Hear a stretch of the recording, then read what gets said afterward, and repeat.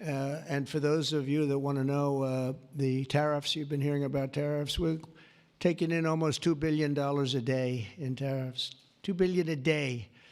And we're doing very well.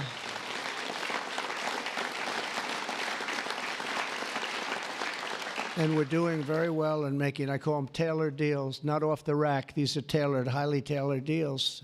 Right now, Japan is flying here to make a deal. South Korea is flying here to make a deal, and others are flying here. I mean, my only problem is I'm not sure I have enough. We're going to have to use those great law firms, I think, to help us with that. But we're going to probably do that, actually. We're going to use them, and we're getting them for the right price because we need a lot of talent. We have a lot of countries coming in that want to make deals. If I told them about making those deals 2 years ago or 3 years ago or 5 years ago, they'd be laughing at us. Now they're all signing up. Mike, you know that. So it's going to be a great thing. But we're think of that, $2 billion a day. That's a lot of money. That's a lot of money even in the coal business, isn't it? Huh? It's a lot of money. And America's going to be very rich again very soon. You're going to see that happening. You see it all along. And it's so that whole situation that, you know, it was somewhat explosive. But if we didn't do that, we wouldn't be talking the way we're talking right now. It's been amazing what's happened.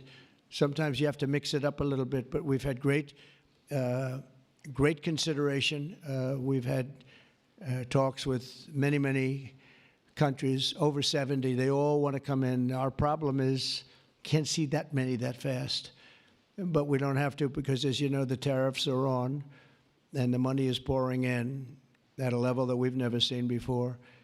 And it's going to be great for us. It's going to be great for other countries. We've been ripped off and abused by countries for many years with the tariff situation. They've used tariffs against us.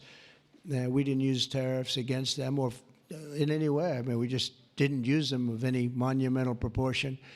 And so we are doing it now. We have tariffs on cars. We have tariffs on lumber, tariffs on steel and aluminum. Steel plants are going up because of it all over the country. We have 25% tariffs on steel and aluminum. And I think the steel workers like me even more than the coal miners like me. I'm pretty sure that that's true. We have, instead of having no steel business, I put them on originally in my first term. We wouldn't have had one steel mill in the United States if I didn't do that. And now we upped it, and we not only are we taking in a lot of money, but we're protecting our workers, our steel workers. We're protecting our steel industry. And one thing you know, that steel and things like steel you need, because you need it from a defense standpoint. You need steel for your tanks and your planes and your everything. And certain industries you can get away with not having, but others you need, and steel is one you need. So I want to let you know that's in full force and effect. And literally, as we speak, I spoke to executives in the steel industry over the last few days, and they're all coming in to build plants in the United States of America, because if you build them in the United States, you have no tariffs to pay. There are no tariffs to pay, zero. If you build them outside using outside labor and hurting our businesses, and you send your product in, you have to pay a price for that, and they will be having tariffs, as you know. It's an amazing thing. This has been something used against us for many years by other countries, China in particular, but others, not just China, others, and taken advantage of us, ripped us off, and left us for dead, frankly. And I believe if I didn't become your president, I believe that this country would have had problems like they've never had before, because it was serious damage in so many other ways, not only the border where people came rushing into our country from prisons and jails and mental institutions, murderers, drug dealers, and some vicious criminals. 11,088 murderers came into our country. We have to get them out. We're getting them out. 11,088. Of that number, half committed murder on more than two people. And this is what they allowed into our country with their open border policy of lunacy. And we're taking care of that, just like we're taking care of you today. We're taking care of that. I want to thank Kristi Noem and Tom Homan for doing an unbelievable job. The whole thing is the job they're doing is incredible. It's really an unforced error. It should have never happened that we have to be spending such time and resources, Mr. Senator, right, on getting people out of our country that shouldn't be here. I mean, literally from mental institutions, insane asylums were opened up and emptied into our country. Prisons from all over the world, not just South America, prisons from, think of this, from Africa, the Congo, a lot of people from the Congo, prisons in the Congo, prisons from Asia, from all over were opened up. And I knew that when I heard it was an open border policy. I said, if you do that, every country is going to be dumping people that they don't want into our country. And that's what's happened, but we're cleaning it out. And the courts, we had a good decision, as you know, from the Supreme Court allowing us to do that. We have judges that didn't want us to do it. We have judges that wanted the very evil gang members from Trendy, Iroquois, and MS-13.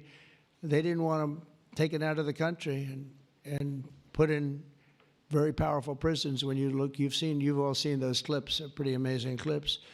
But I want to thank El Salvador. They've done an incredible job. But we've been fortunately winning those cases. But we have judges that are out of control that say, oh, bring them back, bring them back. We don't want them back. We don't want them back. Can you imagine? You spend all of that time, energy, and money on getting them out, and then you have a judge that sits there, a local judge who sits there, federal judges, sit there and says, no, bring them back. One was brought back, or they want to bring him back because he wasn't a member of Tren de Aragua. He was a member of MS-13, which is just as bad. So they misidentified him, but it sounds to me like he was a member of MS-13, so they want him brought back because he wasn't treated properly. It's we got to be smart. Our country's got to get a lot smarter than it is, but we have to give the people that are empowered to do this kind of work, and it's not pleasant work. We have to give them the option of making our country great again, and that's what they're doing, and I have great respect for those people. And they're doing it out of love. They could get a much easier job. They're doing it out of love for our country. It's so important, just like I'm doing this with coal today for love for our country. Earlier this afternoon, I signed another executive order to strengthen our electric grid by ensuring that coal-fired power plants are always available to meet surging demand for electricity. Unlike wind and solar, coal plants can run 24 hours a day in rain, sleet, or snow, and you will not be subject to the incredible blackout situation that's taking place in California, where they have blackouts all the time. It's an amazing thing with California. They have blackouts and brownouts at levels that nobody's ever seen before, and all they want to do is keep going the way they're going, and they're doing a very poor job. As you probably heard, I released billions of gallons of water going in from upstate California, from the most northern parts of California. Probably comes in from Canada to a certain extent. Thank you very much, Canada. We appreciate it. And I released it. It was being sent out to the Pacific Ocean. I've been working on Gavin and some of the politicians for years, and they didn't want to do that because they were protecting a smelt, a fish that was perhaps in trouble, but it's not unique to that area. And because of that, you had numbers, you had fires. Nobody's ever seen anything like what happened. Think of what it would have been like if you had fire hydrants that had water in them, if you had sprinkler systems in houses. A lot of these luxury houses where they had beautiful sprinkler systems, there was no water. They had no water to put out the fires. Water is very good for putting out fires, you know. They just didn't learn it. But we now have millions of gallons, billions actually, they say, of gallons of water pouring into California from the Pacific Northwest, I guess they would say, mostly Pacific Northwest, but other parts of the northern sections of California and beyond. And it's a beautiful thing to see. I saw a picture of it this morning. The water's just flowing down there. I said, why didn't they do this? I told them to do it. My first term, I said, do it. And I don't know. I think the second term is just more powerful. They do it. When I say do it, they do it, right? And We actually had to do some pretty strong things to get them to open it up. They had, think of this, they had all that water pouring out right into the Pacific. They had a big valve, like a giant valve as big as this room, and they turned the valve. Takes 1 day to turn it, and they face it toward the Pacific Ocean, and the water, all that was coming down, all millions and millions of gallons coming down, they put it into the Pacific Ocean, which for the Pacific Ocean is like a drop of water. But for California, it would have been unbelievable. So we did it. I'm very proud of the fact that we did it. We did that against a lot of heat and a lot of environmental nonsense. From now on, we'll ensure that our nation's critically needed coal plants, as an example, remain online and fully operational. They're always going to be operational. And again, we're going to have guarantees that government cannot close them down, close you down, and destroy your lives. To that end, I'm also instructing Secretary Wright to save the Cholla coal plant in Arizona, big plant, which has been slated for destruction. We're going to keep those coal miners on the job. Going to tell them to just remain calm, because we're going to have that plant opening and burning the clean coal, beautiful clean coal, in a very short period of time. You know all about that, right?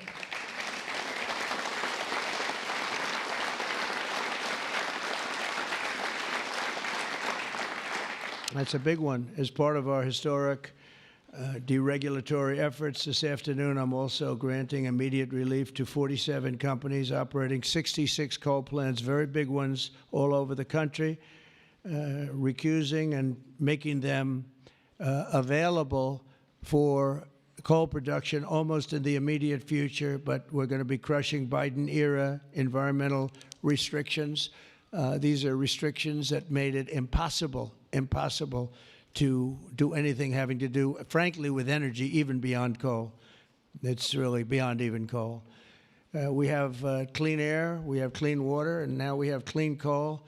And at the same time, we're gonna do other things and with other forms of technology and also energy, like our country has never really seen before and never been known to do before, because of all sorts of restrictions having to do with the Green New Scam, which, by the way, was devised by somebody that never even studied.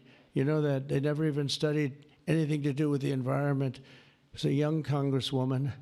She came up with the idea. And based on that, I guess we only have, well, actually, we should have all been gone, because they gave us only a few years left on Earth, right? Right, Greg? We were going to be gone. We were all going to be gone. The environment, no. What they have to worry about is the nuclear heat. They don't have to worry about environmental heat. They have to worry about nuclear heat. And if we're smart, we're working on that right now with others having to do with Iran and some other countries. But that's the heat you're going to have to worry about. You don't have to worry about the air is getting warmer. The ocean will rise 1/4 of an inch within the next 500 to 600 years, giving you a little bit more waterfront property. They say this is going to. These guys can handle that. The nuclear we have a bigger problem with, right? So we're going to make sure that that's safe. We're going to make sure that that's safe. With us today are some of the amazing workers who will benefit from these policies, the policies that we're doing and so proud of doing, including Jeff Crow, a miner from West Virginia. Jeff, would you come up and say a few words? Jeff? Come on up here, Jeff.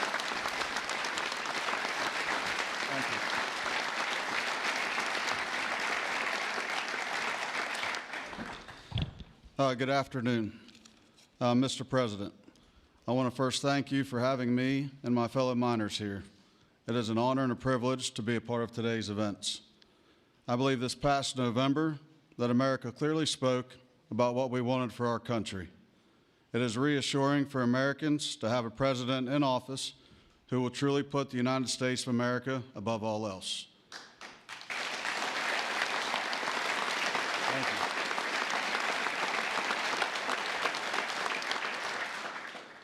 With putting America first, you have spoken numerous times about energy independence. I believe most don't understand the importance of that. Coal is one of the major factors in energy independence and accounts for a large portion of America's energy. Coal is one of the most reliable and cheapest forms of electricity. For too long, coal has been a dirty word that most are afraid to speak about. Most of those that would speak negatively about coal do so from an uneducated standpoint. Many are unaware of the engineering and technology that are used in today's mining to create a clean, energy-efficient product. All of this is done while using the safest practices in the industry. Speaking for West Virginia, coal provides approximately 50,000 jobs for those that work in the mines and the businesses that support them. It also accounts for over 50% of West Virginia's export product. To name a few, we employ engineers, teachers, physical therapists, accountants, truck drivers, high school and college graduates. All of these occupations and graduates have turned to the coal industry to provide a better way of life for them and their families. Everyone in our industry works long hours and days to provide a reliable energy product, and too many times it goes unnoticed. I've personally worked in the industry for 23 years. I choose to do this daily to provide my wife and children with the life that they deserve. Prior administrations have done all they could to eliminate the coal industry. Sorry, one second, I'm getting there. In my opinion, they have done so with an unethical and uneducated approach. But we are still strong, we are still here, and we are still needed in order to make America great again.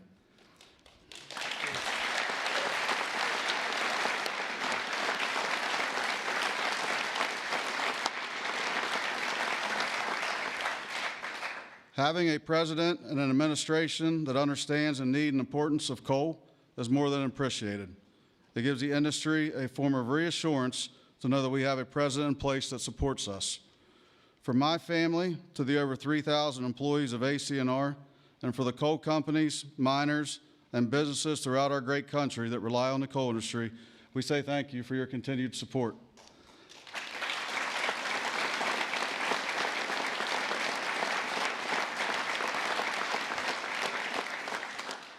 I personally thank you for what you do for our country and for our industry. It has been my pleasure to be here today to help you usher in the golden age of America. That's great. Thank you. Thank you. Appreciate that. Thank you.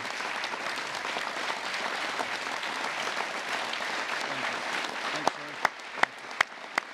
Thank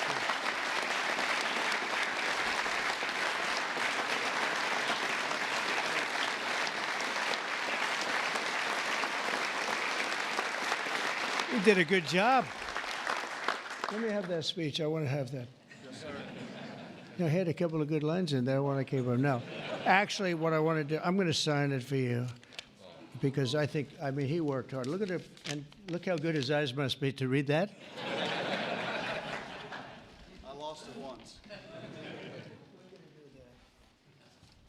And hopefully you can sell it tonight for a lot of money. Yes, sir. I'll keep that one.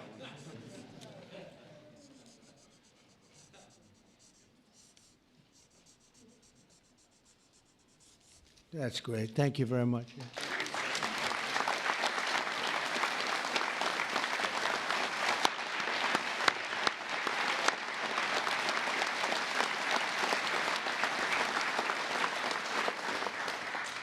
Thank you very much, Jeff. And also with us is Tony Campbell of the East Kentucky Power Cooperative. And Tony's quite a gentleman and very respected in the industry. Come on up, Tony. Thank you.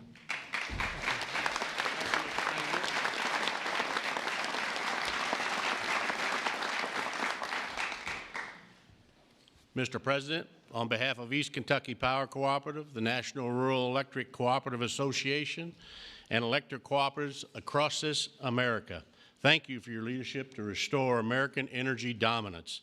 Electric co-ops keep the lights on for 42 million Americans across 56% of the land mass. We are owned by the communities and businesses we serve and provide electricity to growing communities, new data centers, and manufacturing plants. Mr. President, electric co-ops are powering America, and we are proud to partner with you and your administration to power America into the future.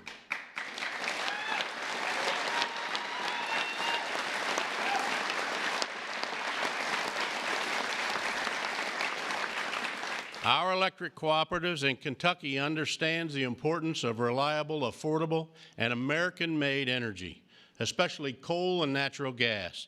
Coal fuels most of the electricity generated by our cooperative. America must keep coal plants open and running to ensure reliable electricity when we need it most. To meet growing demand over the next decade and ensure fuel security, America will need more always available electric generation power, such as coal. And we want to recognize the hardworking American men, women that support our mission. To all America's line workers, our coal miners, thank you for your dedicated service to our country.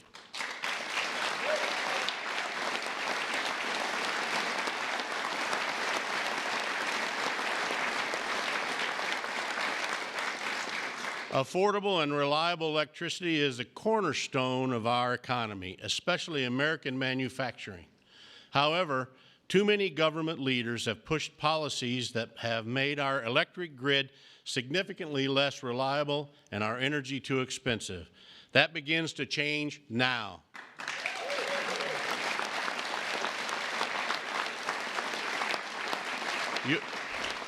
Your actions today will prevent the premature closing of essential power plants and help us meet tomorrow's energy needs.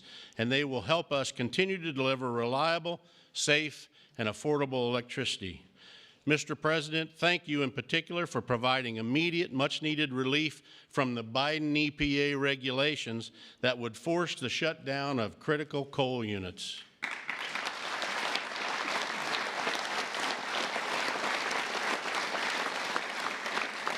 Finally, I want to say congratulations on the all-star energy team you've assembled. Electric co-ops have already been working with Secretaries Bergrum, Wright, and Rollins, and Administrator Zeldin, and we are excited for all we can accomplish together. Mr. President, thank you again for your actions today and for your support for the electric cooperatives as we work to keep the lights on in America. Thank you, Mr. President.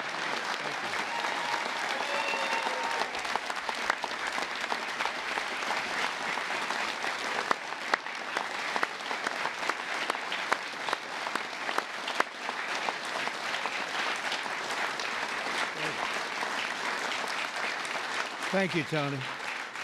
Thank you very much, Tony. Appreciate it. Every day under the Trump administration, we will continue to lower costs for American families, create jobs for American workers, and very importantly, unlock unlimited amounts of affordable American energy, including, as I said, and I'll say for the last time, beautiful, clean coal. Our country is blessed.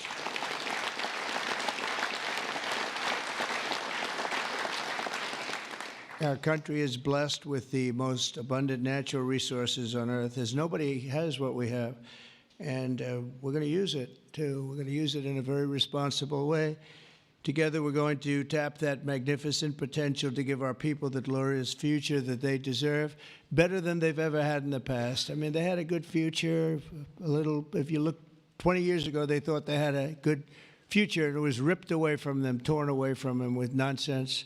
And we're not going to let that happen. This is going to be a glorious future for them. And I want to thank everybody for being here. And I want to thank you and you and you and that whole group and our senators, by the way, and our great congressmen and women for being here in such a large number, because you've been helping us make these decisions. These are big decisions, and this is a really big one. And this is one that's going to be, I think we're going to look back and with great pride at what we've done today, not just in putting people to work, but at really reawakening our country. And thank you very much, and thank you all for being here. Thank you very much. Thank you very much.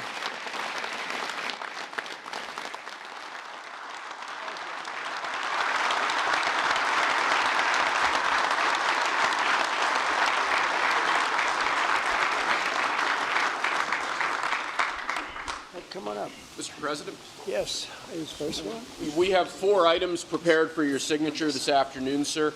The first of these executive orders it may be one of the most significant executive orders of your administration thus far. This directs all departments and agencies of the federal government to end all discriminatory policies against the coal industry. This ends the leasing moratorium that prevents new coal projects on federal land, and it's going to accelerate all permitting and funding for new coal projects to allow the coal industry to flourish under your leadership, sir. That's great. Thank you.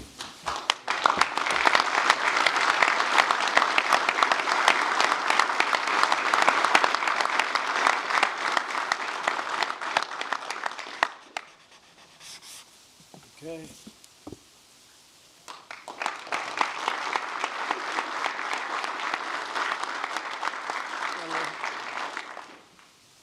Sir, there are currently dozens of coal plants in America that are in imminent danger of being forced to close based on unscientific and unrealistic policies enacted by the Biden administration. What we're going to do is essentially impose a moratorium on those policies taking effect to protect coal plants that are currently operating, to ensure that they're able to continue producing power and continue providing jobs to Americans in the coal industry. Great. Thank you very much.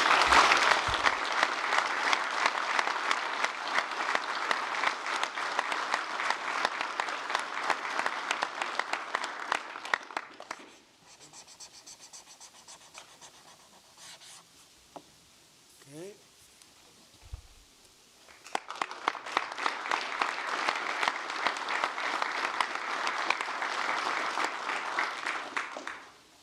Sir, you've made grid reliability and security a key focus of this administration. This executive order is going to promote grid security and reliability by ensuring in part that our grid policies are focused on secure and effective energy production and energy transmission, as opposed to woke policies that discriminate against secure sources of power like coal and other fossil fuels.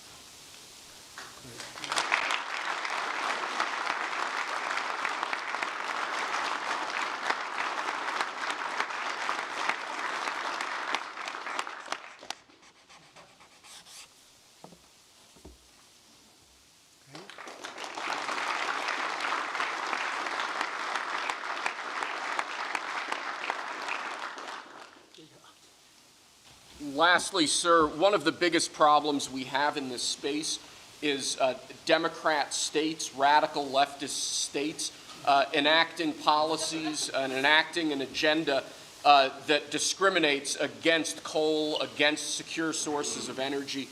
Many of these policies are unconstitutional and illegal, and with this executive order, you're going to be instructing your Department of Justice to vigorously pursue and investigate these state policies that we believe are illegal or unconstitutional.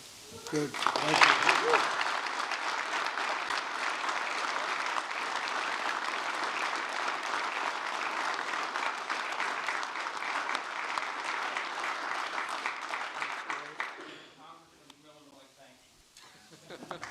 Thank you very much. Great job.